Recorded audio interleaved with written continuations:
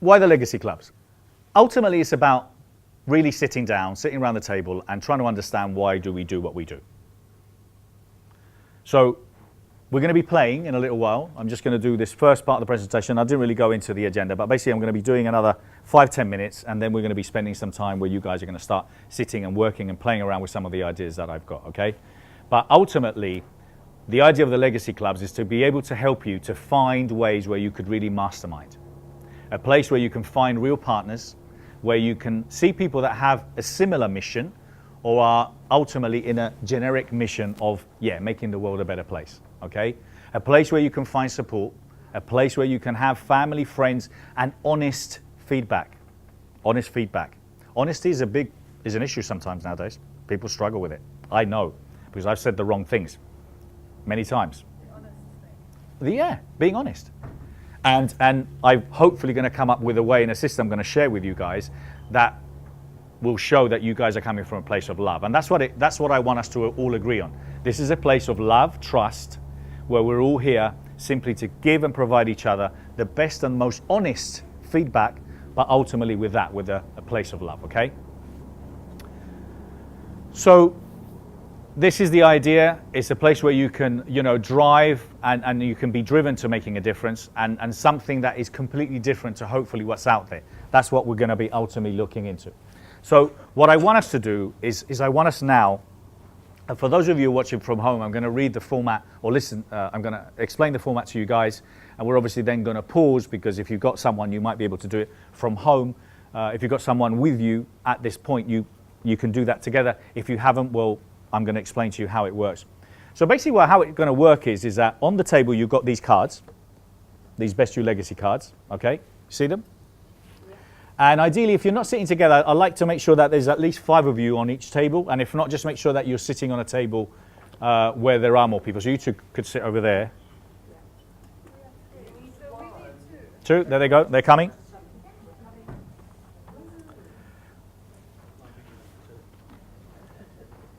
Okay, it's 4 of you. All right, that's fine. It's 4 of you. It's fine. It's 4 of you. All right. So ultimately, we're going to have on the table. We're going to have a someone who's going to be in the hot chair. So the hot chair is going to be the person that's closest to the wall. The person closest to the wall, that will be you, is on the hot chair. So all I'm going to do with you here is you're just going to literally just trying to make sure that you manage the table, make sure they behave, but also make sure you have fun. Okay, so the person sitting closest to the wall, that'd be in your case, Neil. And then the person sitting closest to the window, this side over here, that will be you, and that'll be you, Gordana. Then you will be the timekeepers. You're the timekeeper, okay? So the person sitting next to the wall is the one that's going to be kind of establishing what we do. The person closest to the window is going to be the timekeeper. And what we're going to do for this is we're going to have each person on the table is going to have 3 minutes. Puede pausar ahora si quieres, Sandra. Oh, no, perdona, todavía no. So you're going to have 3 minutes. The person is going to have, and you can start, whoever's on the hot chair can start first. So the first thing is you're going to say who you are, what is it you do, who you are, what is it you do, and what you could do with help. What kind of help could you do with? Okay? Who you are, what is it you do, and what you could do help with. We need to keep this within 3 minutes. Okay, so timekeepers, make sure you get your phones out, make sure you get whatever, 3 minutes. Because we want to make sure that each of you have an opportunity to do it. Okay? Is that clear? So, the first question, you just say, this is who I am, this is what I do, and this is what I could do help with. And try and keep it within 3 minutes. Now, once that's done, the rest of the table, who have been listening very carefully, giving them their full and undivided attention, is now going to give them feedback. Okay? And the feedback works as so, and please follow these rules. And basically the rules are, what I loved about your presentation or your pitch is, what I loved about your presentation or pitch was this, what I didn't love so much, what I didn't love so much, what I would do differently. Okay? Now the person that's obviously said the feedback within those 3 minutes is going to then listen to the feedback, make notes. You're going to learn something. You're going to learn something. And obviously understanding that everyone is giving you feedback from a place of love and respect. You're simply going to make notes, and some of them you're going to take on board, and others you're going to think, well, I get that, I respect that, but I have my opinion, okay?